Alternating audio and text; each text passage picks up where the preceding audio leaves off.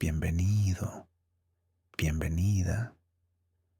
Detén por un instante el paso del día y entra en este espacio de quietud. Que cada palabra sea un respiro, una luz suave en medio de lo cotidiano. Permanece aquí, sin prisa. Comenzamos. Filipenses 4:11 nos dice: No lo digo porque tenga escasez, pues he aprendido a estar contento en cualquier situación en la que me encuentre. He aprendido. Dos palabras cruciales. Pablo no nació con esa paz, no le llegó esa capacidad de manera automática. La aprendió.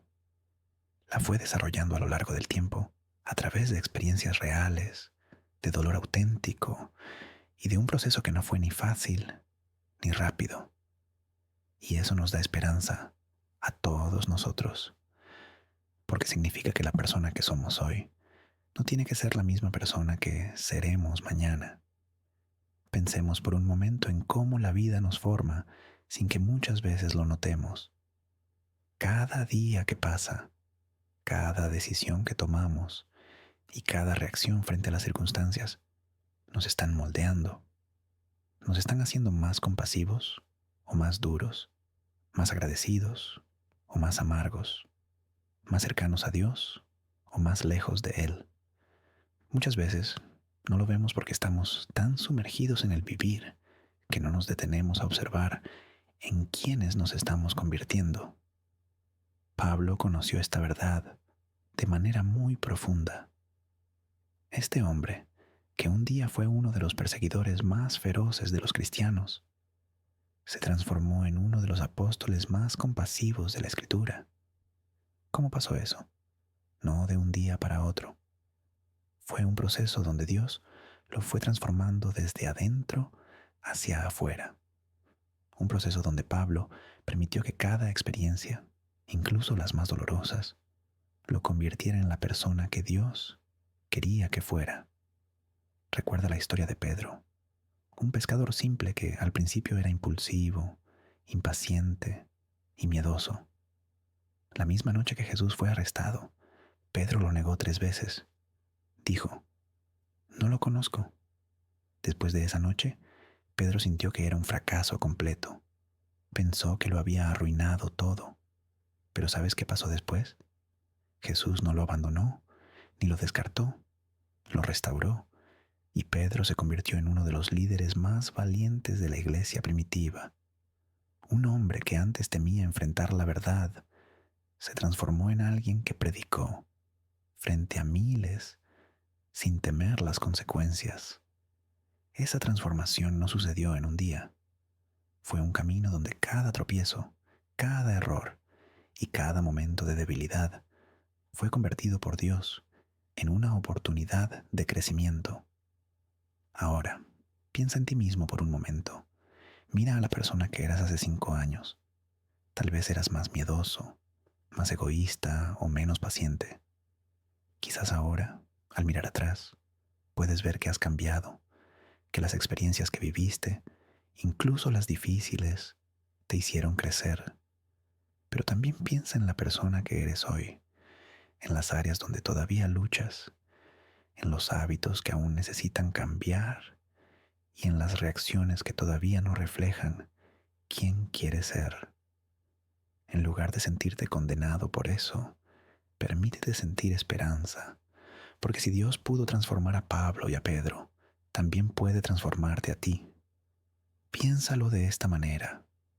Cuando un artista comienza una obra, no la termina en un solo día. La trabaja poco a poco, con paciencia. Durante el proceso, la obra no se ve como lo que llegará a ser al final. Se ve incompleta. Pero el artista no la abandona.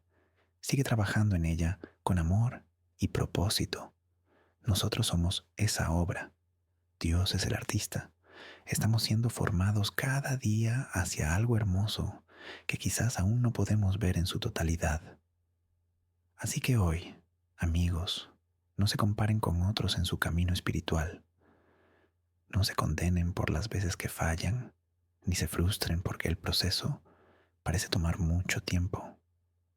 Confíen en que Dios sabe exactamente lo que está haciendo con ustedes.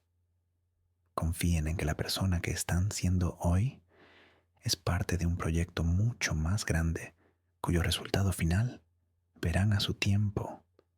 No eres un producto terminado, eres una obra en proceso, creada por Dios mismo, con amor.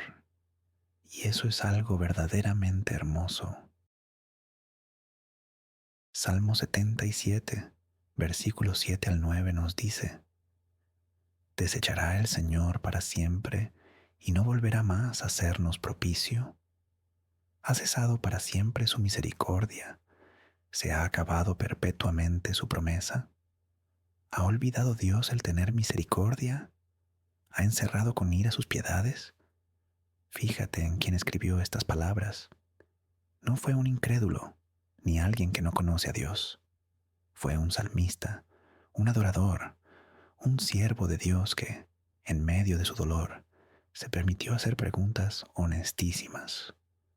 Preguntas que tal vez tú mismo has tenido, pero que no te has atrevido a decir en voz alta. Y eso es importante. Muchas veces pensamos que si tenemos dudas o preguntas, o si sentimos que Dios está en silencio, algo está mal con nuestra fe. Creemos que un buen cristiano nunca siente eso, pero la Escritura nos muestra una y otra vez que esos momentos son parte del camino. No son señales de debilidad espiritual, son parte de la experiencia de ser un humano caminando junto a Dios. Pensemos en la historia de Marta y María, las dos hermanas de Lázaro. Su hermano estaba enfermo y le mandaron un mensaje a Jesús para que viniera a sanarlo. Pero Jesús no vino inmediatamente. Dios pareció estar en silencio y Lázaro murió. Cuando Marta se encontró con Jesús, lo primero que le dijo fue: Señor, si hubieras estado aquí, mi hermano no habría muerto. No fue un ataque, fue una oración honesta de alguien que amaba a Dios, diciendo: no entiendo por qué callaste cuando más necesitaba que hablaras. Jesús no la regañó por ese momento de confusión. No la hizo sentir mal por sus preguntas. Le respondió con algo mucho más grande de lo que ella pudiera imaginar. Eso es lo que necesitamos entender sobre el silencio de Dios. El silencio no es rechazo, ni es abandono. A veces, el silencio es la preparación para algo que va mucho más allá de lo que estamos pidiendo. Pensemos en otro ejemplo, el profeta Habacuc. Él también experimentó ese silencio y le preguntó a Dios directamente: ¿por qué no actúas? ¿Por qué callas cuando hay tanto sufrimiento? Y Dios le respondió: no inmediatamente, ni de la manera que Habacuc esperaba, pero le respondió. Porque Dios siempre responde, solo que a veces sus respuestas son más grandes que nuestras preguntas. Tal vez tú mismo estás en ese lugar, ahora mismo. Oras por algo que te importa mucho y sientes que el cielo está cerrado. Han pasado semanas o meses y no ves ningún cambio. Por dentro sientes una frustración mezclada con miedo. Frustración porque sientes que no te escuchan y miedo porque no sabes si deberías seguir esperando o rendirte. Quiero dejarte con algo que puede cambiar tu perspectiva. Piensa en cuando estás en una habitación oscura y no ves nada. Eso no significa que la habitación no exista, ni que no haya nada allí. Solo significa que, en ese momento, no tienes la luz para ver. Cuando la luz aparece, todo sigue estando exactamente donde estaba. El silencio de Dios no significa que Él no esté trabajando. Significa que, en este momento, no tenemos la visión suficiente para ver lo que Él está haciendo. No significa que haya dejado de amarnos o que haya olvidado nuestra oración.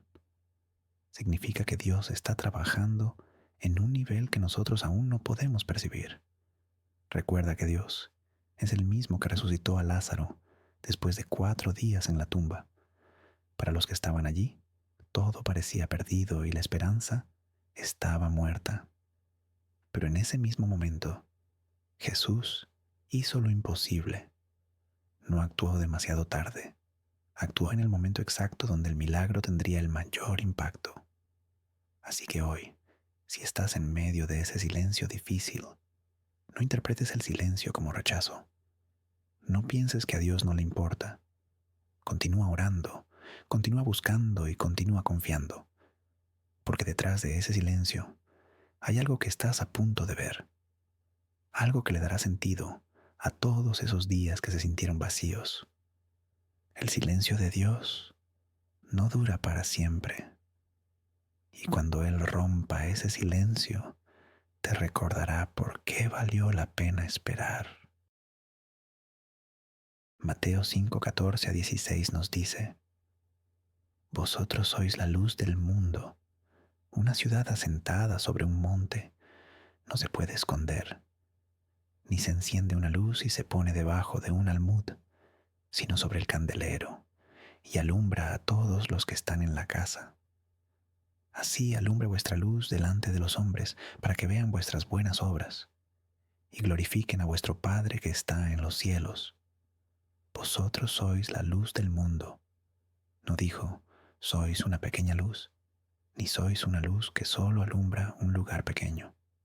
Dijo, la luz del mundo. Es como si cada persona que camina con Dios tuviera el potencial de alumbrar no solo su vida personal, sino algo mucho más grande, un mundo que necesita ser iluminado.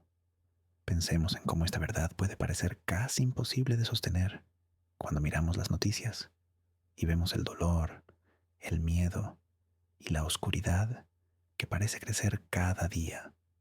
En esos momentos es fácil pensar que una persona pequeña como yo no puede marcar una gran diferencia. Pero Jesús no les dijo esto a personas poderosas o con influencia. Se lo dijo a un grupo de personas comunes que, desde la perspectiva del mundo, no tenían nada especial. Pescadores, recaudadores de impuestos, personas ordinarias. Y a ellos les dijo, vosotros sois la luz del mundo. Recuerda la historia de Daniel. Al principio, él no era un rey ni un profeta poderoso. Era un joven llevado a una tierra extranjera, enfrentando circunstancias que podrían haberlo destruido. Sin embargo, en medio de esa oscuridad, Daniel no dejó de brillar. Su luz no fue la de grandes discursos, sino la de una vida consistente con lo que creía. La luz de un corazón que no se dobló ante la presión y de alguien que siguió siendo quien era, aunque todo a su alrededor le exigiera cambiar. Esa luz fue tan poderosa que incluso sus enemigos no podían negar que había algo real y diferente en él. Jesús también habló de la lámpara bajo el canasto. Nadie enciende una luz para esconderla, sino para que alumbre a todos. Cuando Dios pone luz dentro de nosotros, no es para que se quede guardada, sino para ser mostrada. No de manera arrogante, diciendo, mírenme, soy mejor, sino de manera natural. Al igual que alguien en una habitación oscura, no necesita anunciar que encendió una vela, porque la luz habla por sí misma. Nuestra vida debe hablar sin necesidad de gritos. Ahora, piensa en algo muy personal. ¿Quiénes han sido luz en tu vida? Esas personas que te dejaron una marca, no necesariamente por sus palabras, sino por su forma de vivir, de tratar a otros y de enfrentar las tormentas sin perder esa paz interna. ¿Qué las hizo ser luz para ti?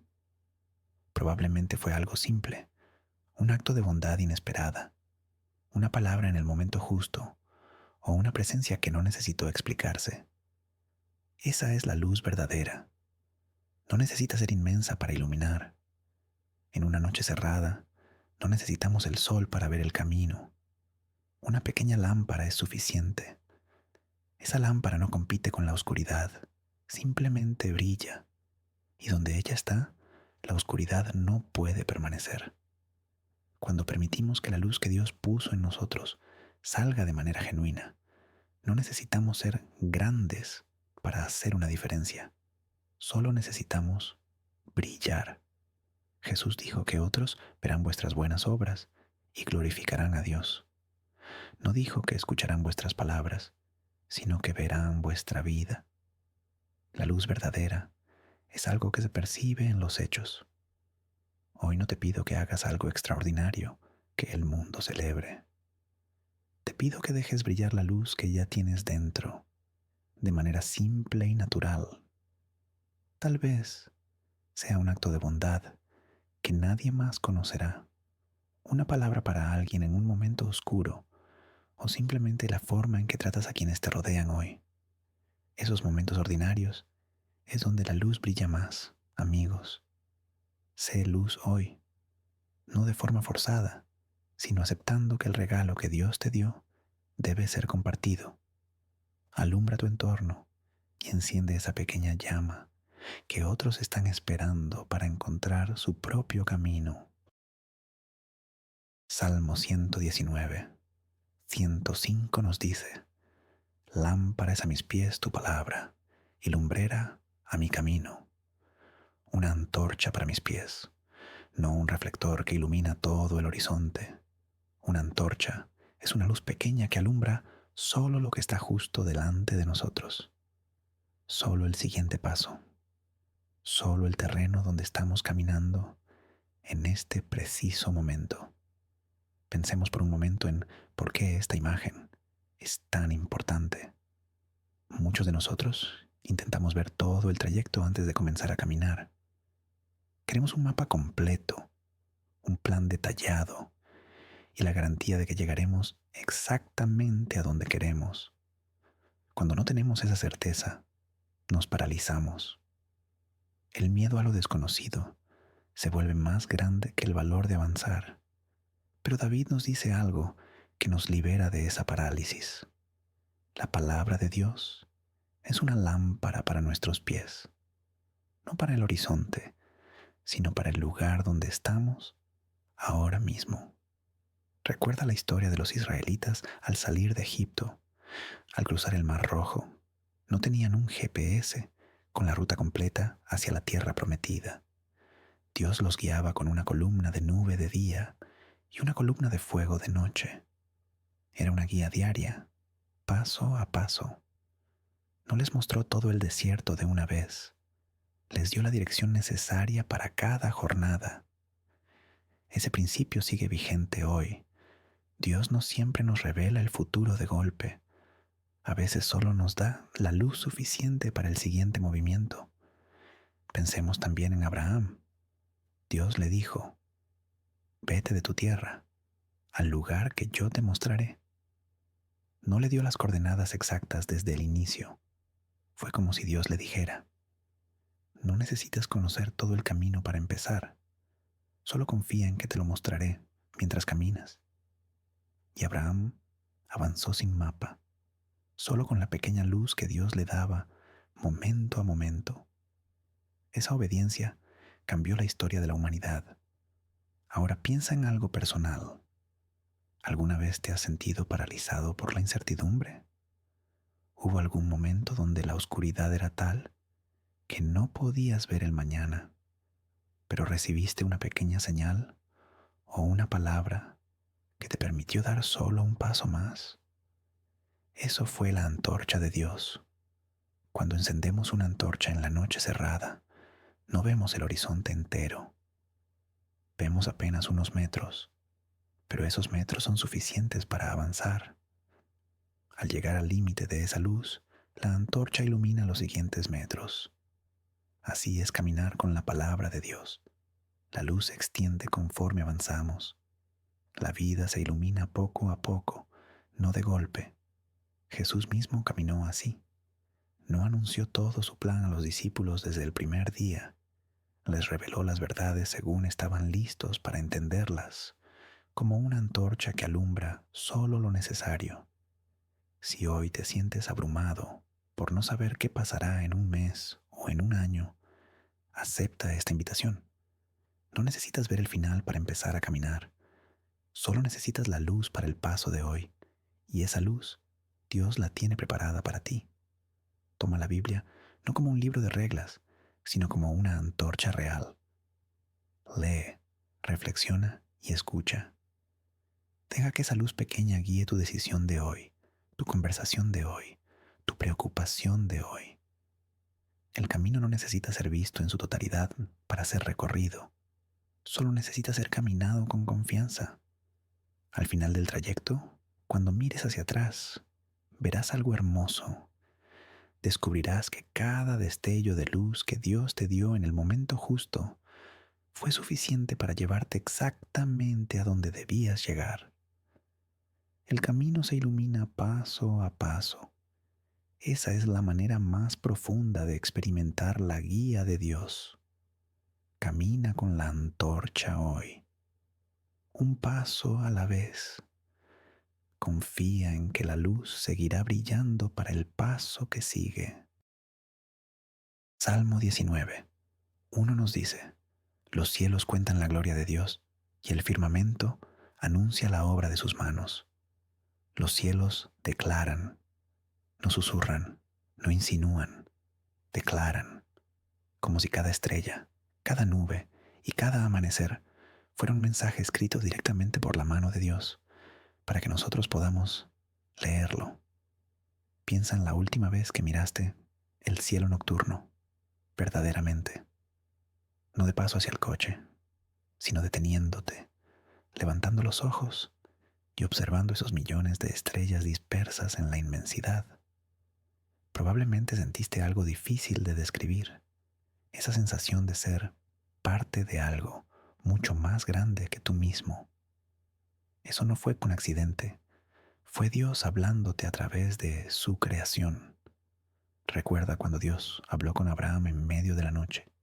Le dijo: cuenta las estrellas, si las puedes contar, así será tu descendencia. Dios no le mostró un contrato ni un mapa, le mostró el cielo. En esa bóveda celeste, Dios escribió una promesa tan grande que nadie en aquel momento podía comprender del todo. La creación es un libro abierto donde cada página tiene un mensaje. Lo vemos en los ciclos: la primavera que florece tras el invierno frío, o el sol que brilla tras la lluvia, lavándolo todo. Estos momentos no solo nos dan belleza física, nos dan un mensaje espiritual. El Dios que creó tal esplendor es el mismo Dios que te ama a ti. Hay una verdad profunda en las estaciones. El invierno representa esos momentos donde todo parece muerto y frío en nuestra vida. Pero la primavera siempre llega. Dios diseñó la naturaleza así para recordarnos que, sin importar cuánto tiempo hayamos pasado en un lugar donde nada crece, la renovación es inevitable. Pensemos en Jonás. Estuvo 3 días en la oscuridad del pez, un lugar que parecía el final. Sin embargo, Dios lo trajo de nuevo a la luz, tal como una semilla emerge de la oscuridad de la tierra hacia el sol. A veces, en medio de la oscuridad de tu propia vida, miras hacia arriba y no ves las estrellas porque las nubes lo cubren todo. Pero ¿sabes qué? Las estrellas siguen allí, siguen brillando. Simplemente no tienes la perspectiva para verlas en ese instante. Cuando las nubes se abran y el cielo se despeje, verás que las promesas de Dios nunca desaparecieron. Solo esperaban el momento correcto para ser reveladas. Hoy quiero dejarte una invitación. En algún momento de este día, busca el cielo, ya sea de mañana o de noche, con sol o con lluvia. Detente un momento, mira hacia arriba y deja que la creación te hable. No tienes que entenderlo todo, ni tener una experiencia mística. Solo necesitas estar abierto a recibir el mensaje que Dios escribió desde el principio de los tiempos, porque los cielos declaran su gloria, y esa declaración no se detiene. Sucede justo encima de tu cabeza, cada noche y cada mañana, sin cesar. Ese no es un susurro casual, es un mensaje personal que dice: Yo te conozco, yo te hice, yo estoy aquí. Mira hacia arriba, amigos. El mensaje está ahí, siempre lo ha estado. Hechos 16, 25 a 26 nos dice: pero a medianoche, orando Pablo y Silas, cantaban himnos a Dios, y los presos los oían. Entonces sobrevino de repente un gran terremoto, de tal manera que los cimientos de la cárcel se sacudían, y al instante se abrieron todas las puertas, y las cadenas de todos se soltaron. A medianoche. Fíjate en ese detalle, no al amanecer cuando la luz comienza a aparecer, ni durante el día cuando otros podrían animarlos. A medianoche, en el momento más oscuro y frío, Pablo y Silas eligieron cantar. Pensemos en lo que pasaba en la vida de estos hombres. No estaban cómodos, estaban en la parte más profunda de una cárcel, encadenados y con los pies en el cepo. No estaban solos, estaban rodeados de otros presos que probablemente sufrían sin esperanza. Habían sido azotados y golpeados públicamente por cumplir la misión que Dios les encomendó. En lugar de responder con amargura, enojo o desesperación, respondieron con adoración. Esa adoración fue poderosa, no solo por el terremoto que produjo, sino por lo que representó, que su fe no dependía de las circunstancias. No necesitaban estar libres ni cómodos para conectarse con Dios. Su adoración existía independientemente de lo que pasaba a su alrededor. Esa es la adoración verdadera. Recuerda también a los 3 jóvenes israelitas en el horno de fuego: Sadrac, Mesac y Abed-nego. Ellos tampoco renunciaron a Dios en el lugar más hostil. Al igual que Pablo y Silas, eligieron la adoración como su lenguaje en medio de la crisis. Tal vez tú has pasado por momentos donde adorar se sintió difícil, no por falta de voluntad, sino por el dolor interno. Quizás sentiste que alabar era una contradicción con tu sufrimiento, o que Dios no lo merecía porque no entendía su silencio. Esos sentimientos son reales y válidos. Pero Pablo y Silas probablemente sintieron lo mismo. Eligieron cantar no porque no les doliera la espalda por los azotes, sino porque entendían que la adoración es, sobre todo, para los momentos oscuros. Piénsalo de esta manera. Cuando un músico toca en medio de una tormenta, la música no detiene la lluvia, pero crea un espacio donde la belleza convive con el caos. Crea un lugar donde lo sobrenatural puede nacer. El terremoto no llegó antes de que cantaran, llegó después. La adoración abrió la puerta para que Dios actuara de manera extraordinaria. Hoy te dejo este desafío transformador. La próxima vez que estés en un momento oscuro, cuando el dolor sea tan grande que no sepas por dónde comenzar, intenta adorar. No con palabras perfectas, sino con un corazón honesto que diga: Dios, no entiendo esto y me duele, pero tú eres más grande que mi dolor y elijo adorarte. Tal vez no sientas un cambio inmediato, pero algo empezará a moverse en tu interior.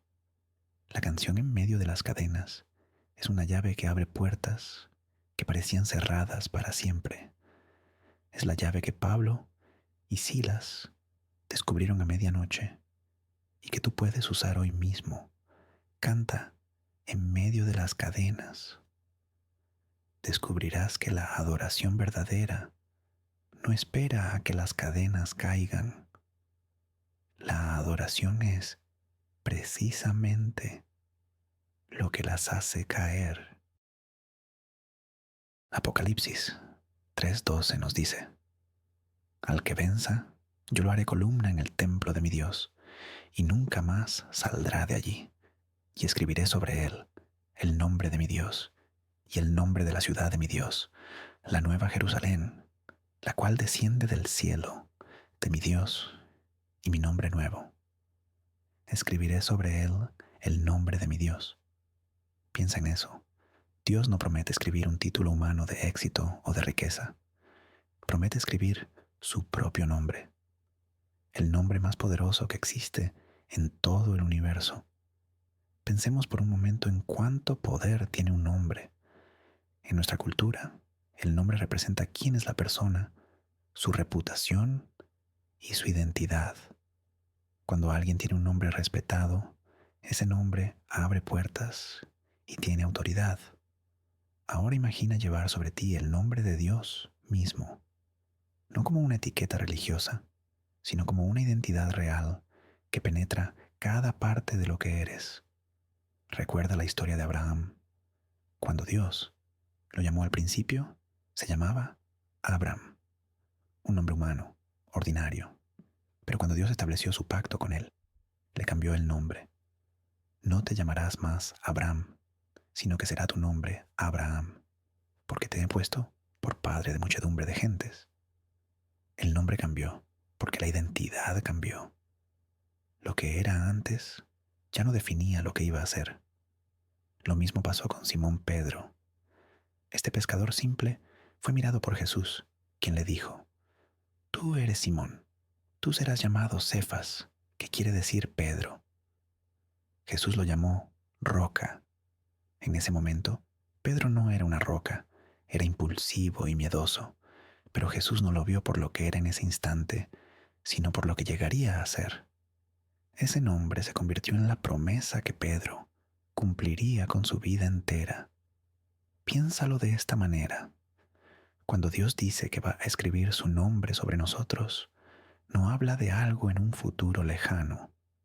Habla de un proceso que comenzó el día que decidiste seguirlo. Desde ese momento, tu identidad dejó de ser definida por el mundo para ser definida por Dios mismo.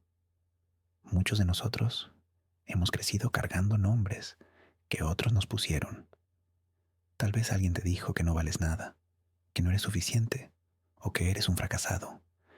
Has cargado etiquetas puestas por el dolor o la opinión ajena. Inútil, invisible, no amado. Esos nombres han gobernado cómo te ves y han puesto un techo invisible sobre tu vida. Pero Dios dice algo diferente. Esos nombres no son reales, no son los que Él eligió para ti. Cuando permitimos que Dios escriba su nombre sobre nosotros, los otros nombres pierden su poder. Recuerda la historia de Gedeón. Cuando el ángel del Señor lo encontró, Gedeón estaba escondido y aterrorizado, sintiéndose el más pequeño de todos. Pero el ángel le dijo algo que no coincidía con su realidad visible. El Señor está contigo, varón esforzado y valiente.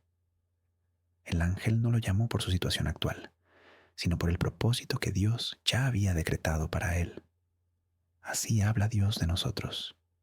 No nos ve por cómo nos sentimos, sino por lo que ya somos a sus ojos. Esa perspectiva lo cambia todo. Hoy quiero dejarte con este pensamiento.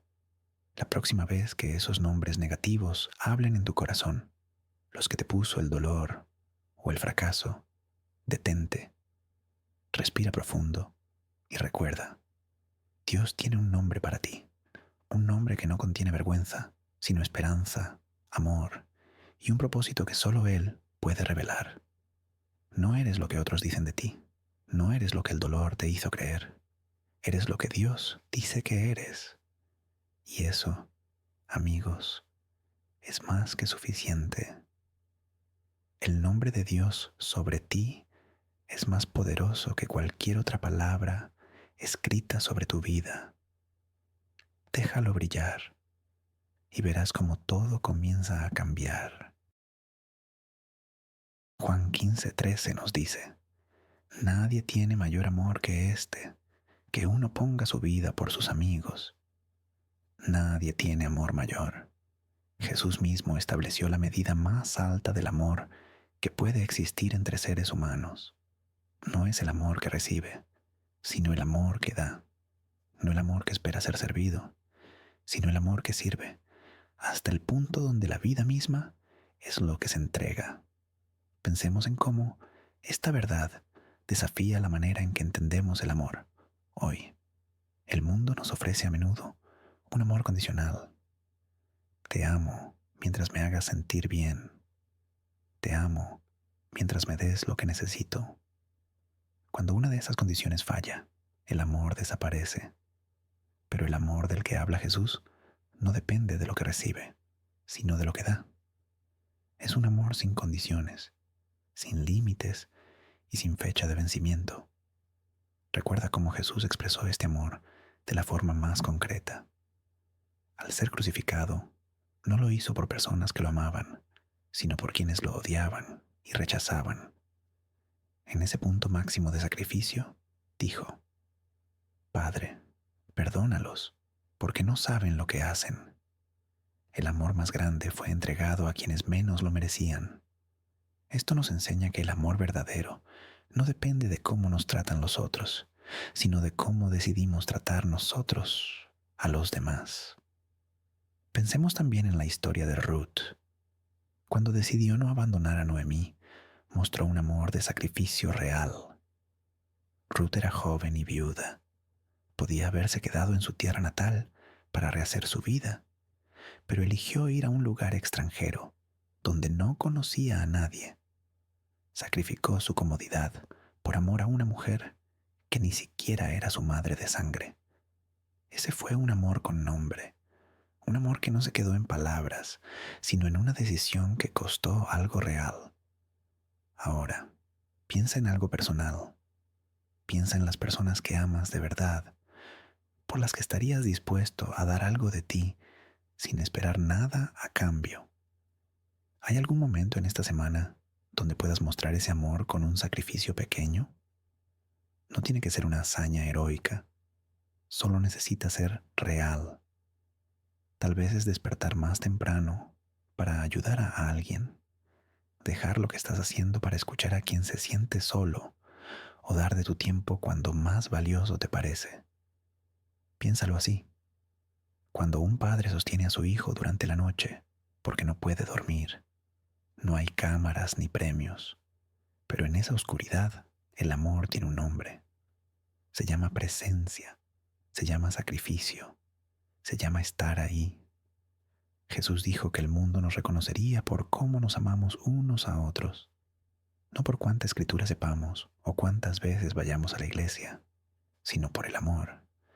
El amor es la identidad del que conoce a Dios. Hoy te dejo esta reflexión.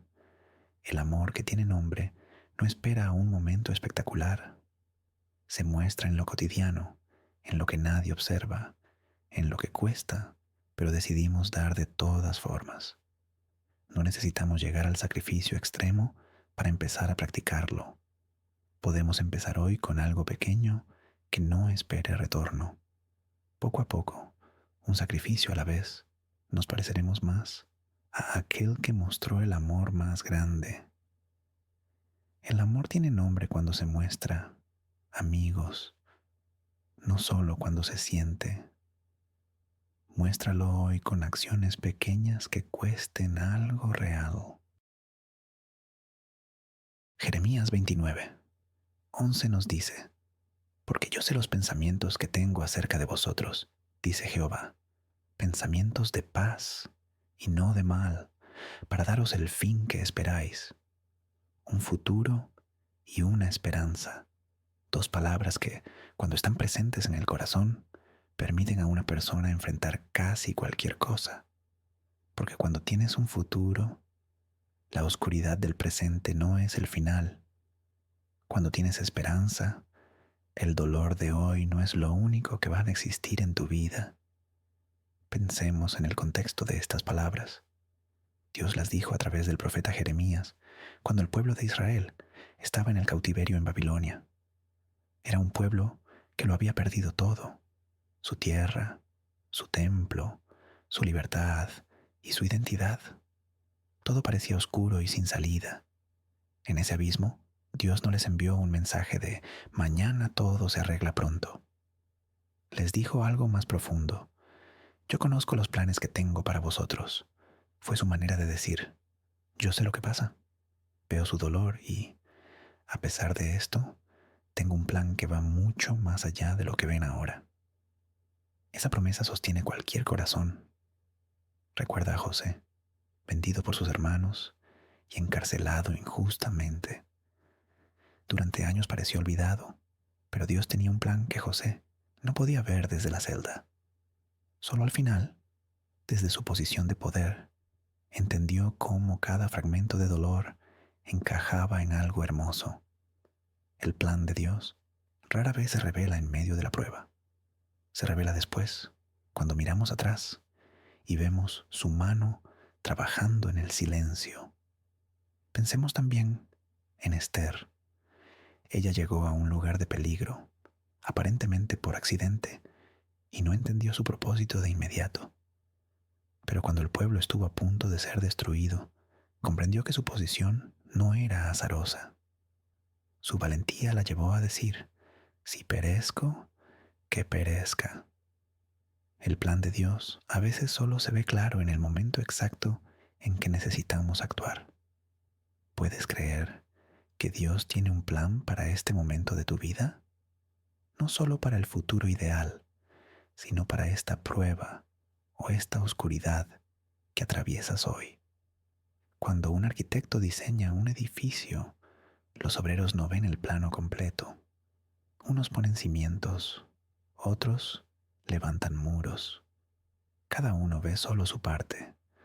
Solo al terminar la obra se aprecia la estructura entera. Tu vida puede parecer fragmentada ahora, como piezas que no encajan, pero Dios tiene el plano completo y cada vivencia tiene su lugar exacto en el edificio que Él está construyendo en ti.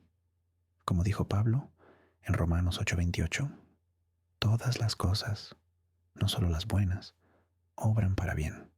Esto incluye lo que no entendemos y lo que todavía nos duele. Hoy quiero dejarte con esta verdad. El último capítulo de tu vida no ha sido escrito todavía. No importa cuán difícil sea el capítulo actual, el final no ha llegado. Dios, quien conoce sus planes para ti, sostiene la pluma con una mano llena de amor. Él está escribiendo un desenlace que dará sentido a cada lágrima y a cada noche oscura. No te rindas antes de ver el final. No asumas que la historia acabó cuando todavía estás a la mitad del libro. Dios tiene la pluma, y su pluma siempre escribe historias que terminan en vida, en amor y en esperanza. Tu futuro es real y tu esperanza no se ha apagado. El plan de Dios se cumplirá de una manera que te dejará sin palabras. Confía en el plan y confía en el Padre. Descubrirás que el último capítulo de tu vida será el más hermoso de todos. Jeremías 31:33 nos dice: pero este es el pacto que haré con la casa de Israel después de aquellos días, dice Jehová. Daré mi ley en su mente y la escribiré en su corazón. La escribiré en su corazón, no en una tabla de piedra, ni en un libro que solo se estudia desde fuera. En el corazón, en el lugar más íntimo, donde las decisiones verdaderas se toman antes de que otros las vean. Pensemos en la diferencia entre una ley externa y una interna. Cuando la ley es solo externa, como cuando Moisés bajó con las tablas del Sinaí, nos dice qué es lo correcto, pero no nos da la capacidad de cumplirlo. Es como un espejo. El espejo puede mostrarte que tienes una mancha en la cara, pero no puede limpiártela. Solo te muestra lo que necesita atención. La ley externa evidencia el pecado, pero no produce el cambio. Sin embargo, cuando Dios escribe su ley en el corazón, la obediencia deja de ser una obligación pesada. Se convierte en algo natural, porque nace de una transformación real. Pablo les decía a los romanos que la ley del espíritu de vida nos libera. Hay dos formas de vivir: cumplir por compromiso externo o vivir por una transformación interna, donde la voluntad de Dios se vuelve nuestra propia voluntad. Cuando observamos a personas que permiten que Dios escriba en su interior, no vemos a gente luchando constantemente contra sus deseos. para lograr obedecer. Vemos a personas que viven con bondad, amor y paciencia de forma orgánica. La transformación no vino de afuera hacia adentro, sino de adentro hacia afuera. Ahora, piensa en algo muy personal. ¿Cómo te relacionas con la voluntad de Dios? Cuando tomas una decisión correcta, ¿nace de un impulso natural o se siente como una carga que debes cumplir? No te condenes si sientes lo segundo, solo obsérvalo. Esa honestidad es el inicio del proceso donde Dios comienza a escribir en ti. Piénsalo así. Cuando alguien ama de verdad a otra persona, no necesita una lista de reglas para tratarla bien. El amor produce amabilidad, respeto y cuidado de forma espontánea. No necesitas recordatorios para ser tierno con quien amas. El sentimiento dicta la acción. De la misma manera, cuando el amor de Dios vive en nosotros, lo que la ley pide comienza a salir sin esfuerzo, porque nuestra naturaleza ha cambiado. Pablo enseñó que el fruto del Espíritu es amor, gozo, paz, paciencia, benignidad, bondad, fe, mansedumbre y templanza. Y añadió, contra tales cosas no hay ley. Cuando estos frutos brotan desde adentro, ya no se necesita una norma externa que los exija. La ley prohíbe lo malo, pero solo la escritura de Dios en el corazón produce lo bueno. Hoy te invito a una oración simple. No dejes de estudiar la escritura, pero pide algo más. Pide que Dios escriba en tu corazón. No te conformes con conocer lo que está escrito afuera. Experiméntalo adentro. Que tu vida no sea el resultado de reglas memorizadas, sino de un corazón transformado. Dios prometió no solo mostrar, sino escribir de manera permanente, resistente al tiempo y a las circunstancias. Deja que Él tome su pluma hoy. Descubrirás que seguir su voluntad deja de ser un peso para convertirse en la forma más pura de libertad. Isaías 62:2 nos dice, entonces verán las gentes tu justicia y todos los reyes tu gloria, y te será puesto un nombre nuevo, que la boca de Jehová nombrará. Un nombre nuevo, no una pequeña modificación del anterior, sino uno completamente nuevo.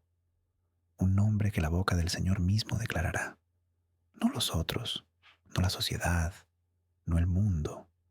Dios mismo será quien declare esa nueva identidad sobre ti. Pensemos por un momento en cuánto poder tiene un nombre. Desde que nacemos, los nombres comienzan a definir quiénes somos.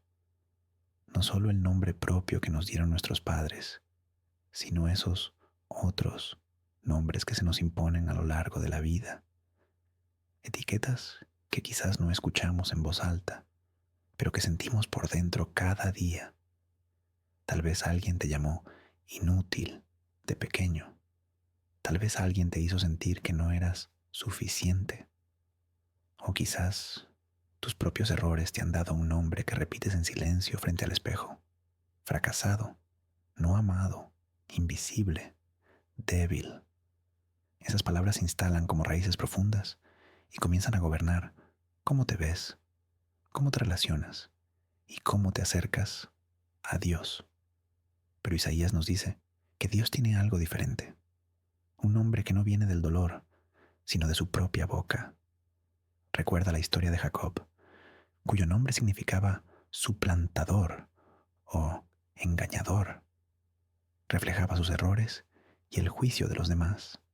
Pero tras una noche de lucha con Dios, Él le dijo, no se llamará más tu nombre Jacob, sino Israel. En un instante, su identidad cambió. No porque dejara de tener un pasado, sino porque Dios le dio una nueva forma de verse, basada en su propósito y no en sus fallos. Lo mismo ocurrió con Abraham, a quien Dios renombró como Abraham, padre de multitudes. El nombre cambió porque la visión cambió, y la visión cambió porque Dios la reveló. Ahora, te invito a pensar, ¿Cuál es el nombre que llevas por dentro ahora mismo? Si esa voz interior no es amable, si te hace sentir pequeño o repite errores ya perdonados, entonces ese no es el nombre que Dios tiene para ti. Piénsalo así. Imagina que llevas años usando un vestido viejo, manchado y roto. Un día, alguien te ofrece uno nuevo, hecho a tu medida. ¿Estarías dispuesto a soltar el viejo? Por supuesto. Sin embargo, a veces nos aferramos al nombre viejo solo porque es el que conocemos, aunque nos cause dolor.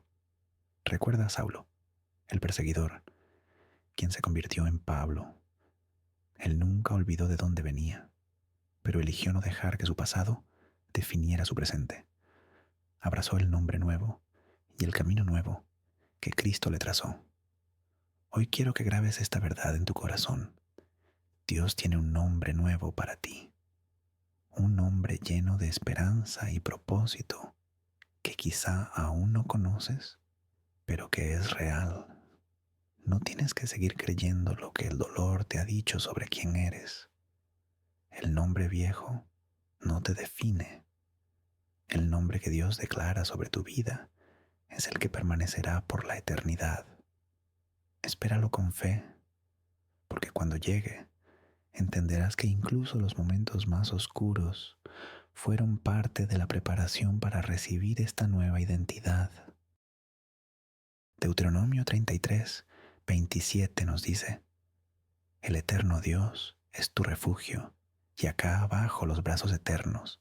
Él echó al enemigo de delante de ti y dijo: destruye. Por debajo son los brazos eternos. Piensa en esa imagen por un momento. No son los brazos a tu lado, ni los brazos delante de ti. Están por debajo. Es como si Dios mismo estuviera diciendo: no importa cuán lejos caigas, no importa cuán profunda sea la oscuridad, mis brazos están por debajo, siempre por debajo. Nunca caerás tan lejos que sus brazos no puedan alcanzarte. Pensemos en por qué esta imagen es tan poderosa.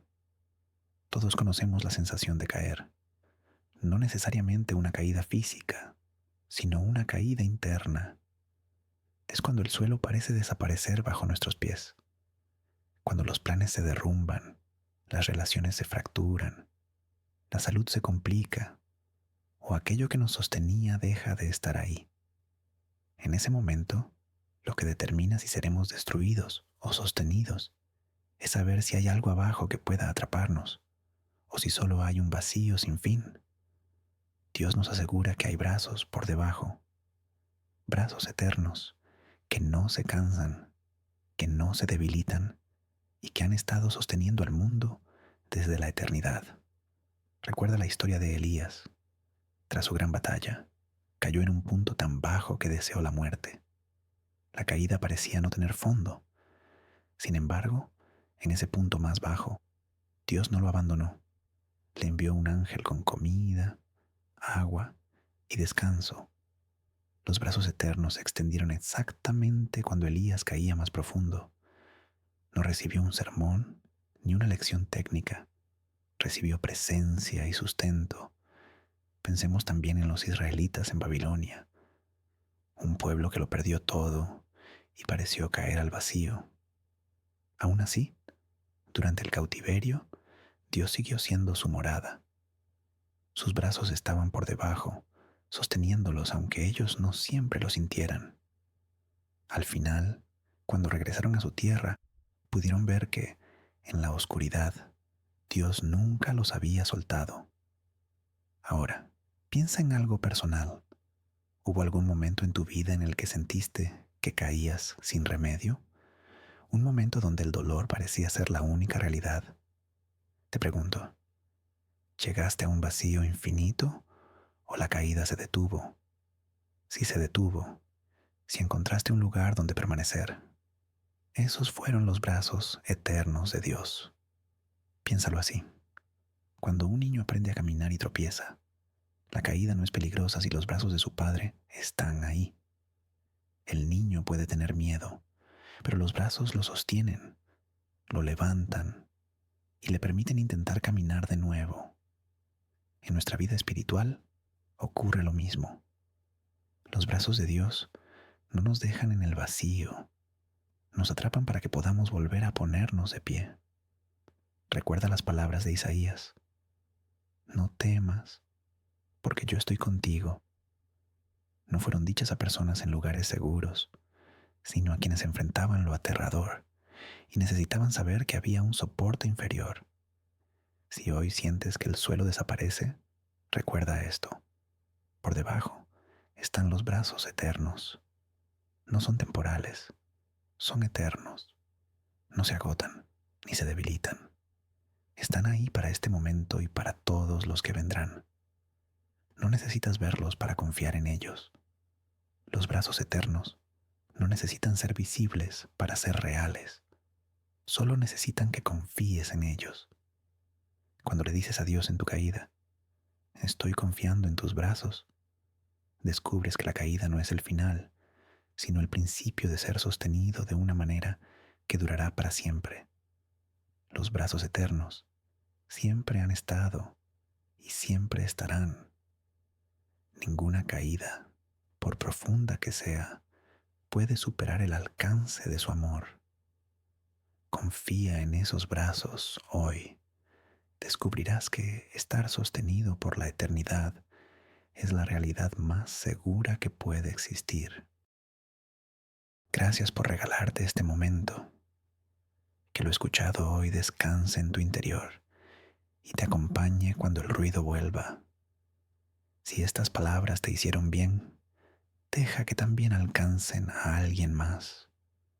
Nos escuchamos en el próximo episodio.